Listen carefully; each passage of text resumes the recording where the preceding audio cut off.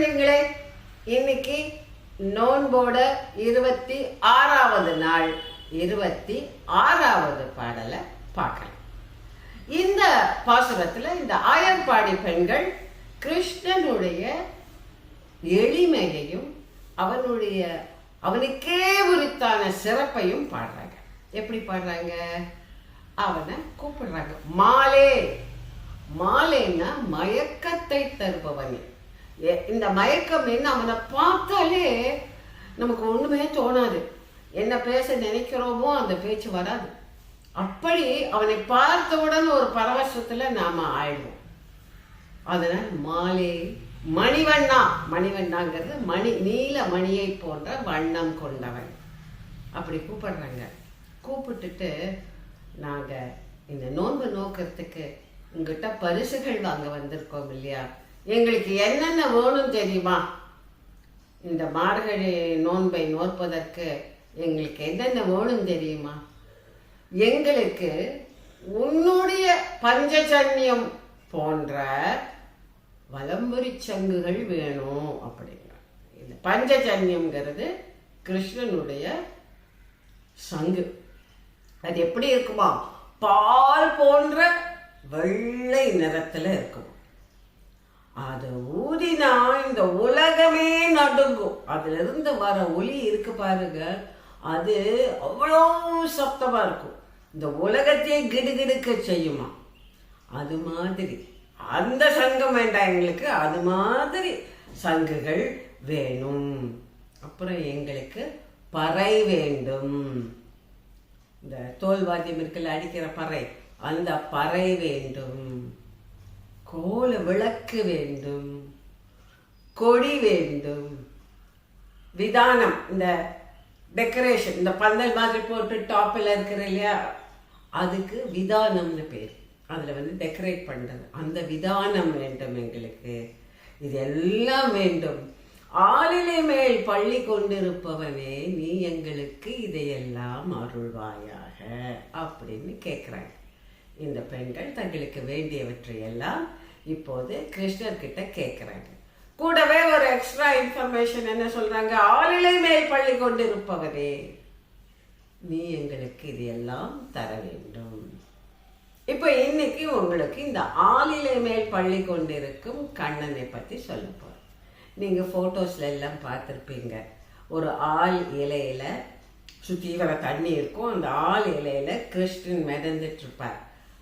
அவர் கால் கட்டவரில் எடுத்து வாயில வச்சுட்டு இருப்பார். கழுத்துல ட்ரெஸ் எல்லாம், கழுத்துல மணிகள் எல்லாம் போட்டிருப்பார்.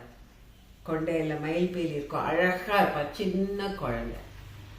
இப்படி ஒரு போட்டோவை நீங்க எல்லாம் பார்த்துருப்பீங்க. இதை பத்தின கதை தான் இன்னைக்கு நான் சொல்ல போறேன்.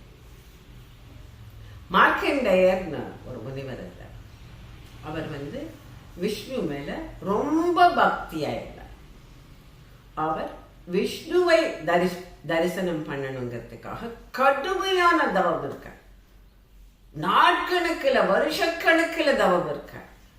அவருடைய தவத்தை பார்த்து, ஐயோ இவர் பண்ற தவத்தை பார்த்ததுன்னா விஷ்ணு இவருக்கு எல்லா வரங்களையும் கொடுத்து நம்மளை விட பெரிய ஆள் ஆயிடுவார் போல இருக்குன்னு இந்திரன் நினைக்கிறார். இந்த இந்திரனுக்கு எப்பவுமே இந்த மாதிரியான ஒரு கெட்ட புத்தி இருக்கு.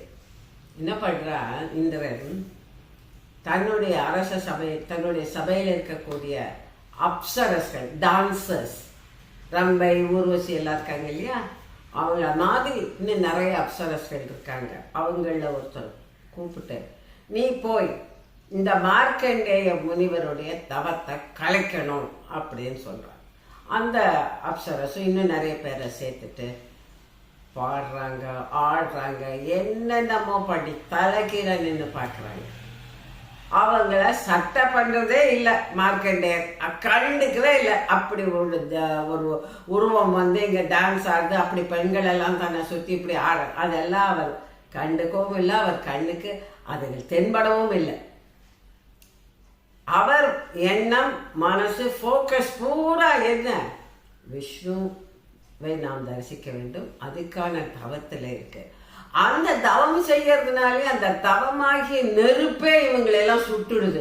இவர் பக்கத்துல வந்தாலே அந்த நெருப்பு அவங்கள சுட்டுடுது. அவங்க பயந்தாச்சு, ஐயோ இந்த இடத்துல நம்மளால ஒன்றும் பண்ண முடியாதுன்னு இந்திரன்கிட்ட போய் சொல்லிடுறாங்க. ஐயோ சாரி, எங்களால் இவரை ஒன்றுமே பண்ண முடியல, இவர் எதுக்கும் அசைய மாட்டார், அவருடைய தவத்தினுடைய நெருப்பில் நாங்கள்லாம் எரிஞ்சு போயிடுவோம், எங்களால் முடியாதுன்னு சொல்கிறாங்க. இது எல்லாம் மகாவிஷ்ணு பார்த்துட்ருக்கார். பார்த்துட்டு இருந்து அவருக்கு ரொம்ப சந்தோஷமாக இருக்குது. அவர் மார்க்கண்டேயர் முன்னாடி பிரசன்னமாக, அதாவது காட்சி தரார்.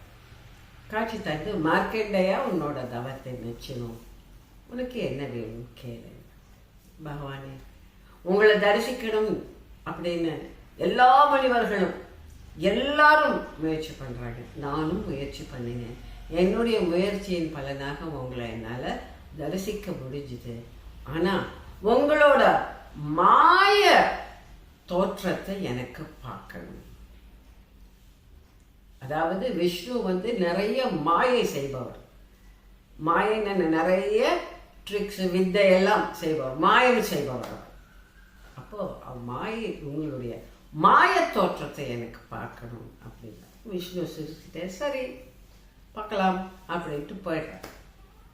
இவர் இதையே தன்னுடைய ஆசிரமத்தில் தன்னுடைய டெய்லி அவர் என்னெல்லாம் பண்ணுவாரோ அதெல்லாம் பண்ணிட்டு இருக்கும்போது இதையே நினச்சிட்டு இருக்கார், என்னைக்கு நான் விஷ்ணுவோடைய மாய தோற்றத்தை பார்க்க போகிறேன் அப்படின்னு.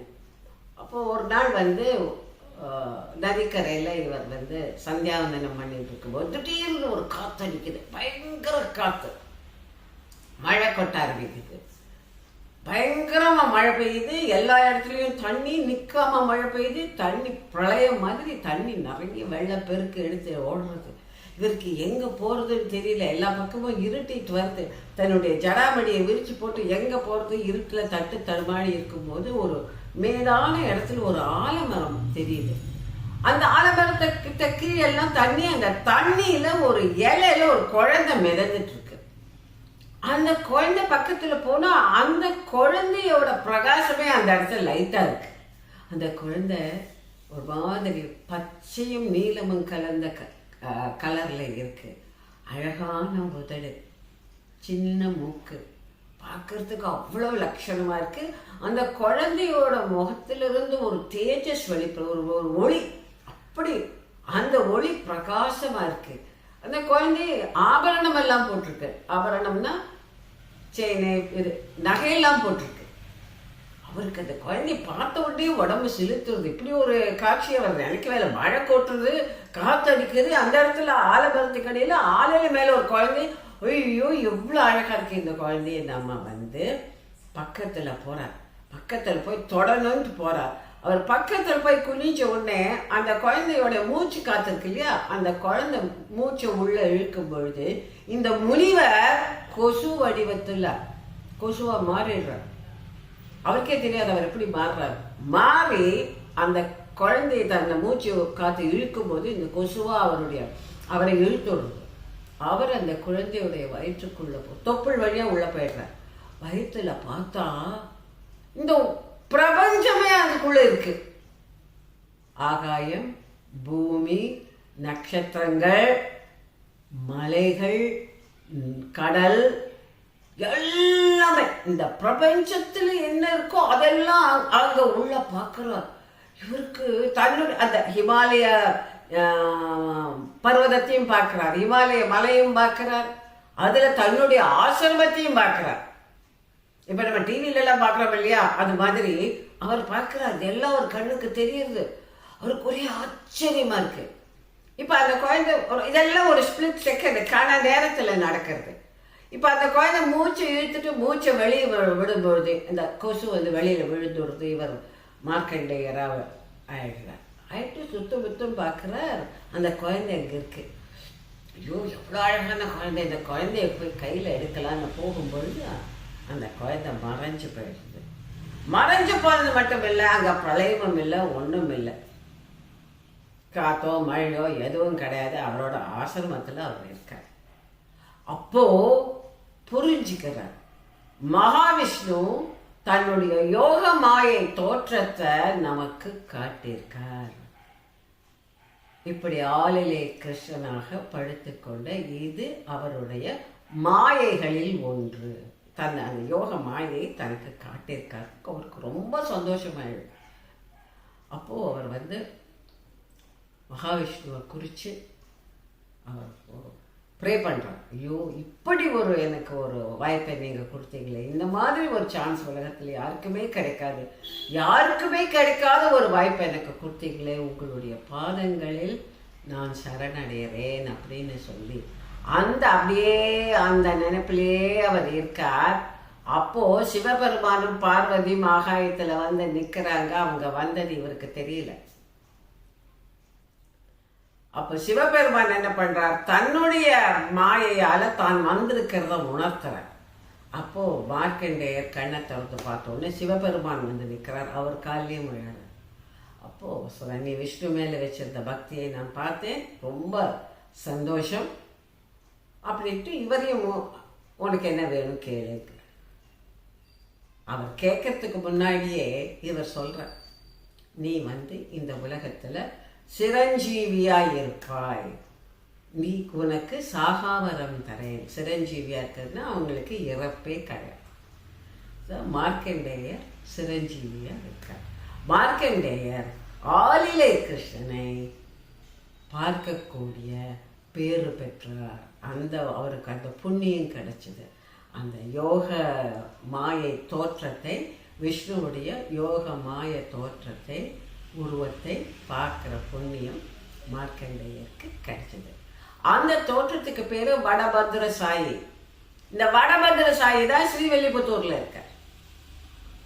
அதனால இது இன்னும் மேலும் சிறப்பாக இருக்கு. நாளைக்கு 27வது பாடல், அது ரொம்ப முக்கியமான பாடல், நாளைக்கு சொல்லுங்கள்.